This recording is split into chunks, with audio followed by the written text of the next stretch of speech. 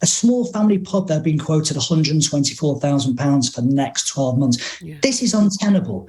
And we are going to see, without intervention, we are going to see 7 out of 10 pubs close this winter. And we looked at the numbers yesterday, and that will have a knock-on effect of 619,000 job losses, of which 271,000 are people under the age of 25. This is catastrophic.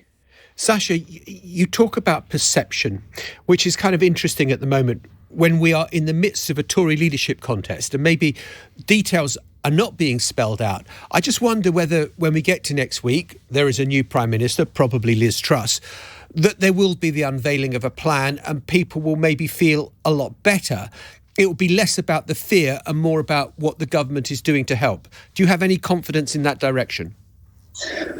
I do, in the way that we are seeing this morning, which is quite normal for the government rather than actually coming out and announcing so. It feels like they're drip feeding what's coming next week. And, we are seeing a reduction in VAT, which, by the way, we were calling from last November. We were calling for it when we saw all the Christmas cancellations. And I think business rates relief as well. My eyes are on the energy. There's no conversation at the moment about people want a cap in energy. Well, a cap is not good enough now. The horse has already bolted. What we need to see is a reduction in energy. And I'll be completely honest, I have to scream about hospitality because that's my job. That is my life.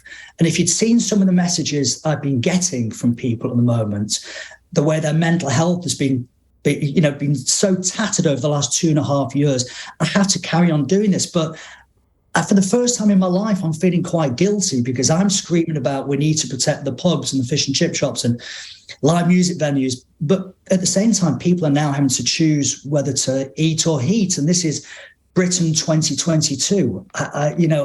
It's unfathomable. The Newsagents. This is a Global Player original podcast.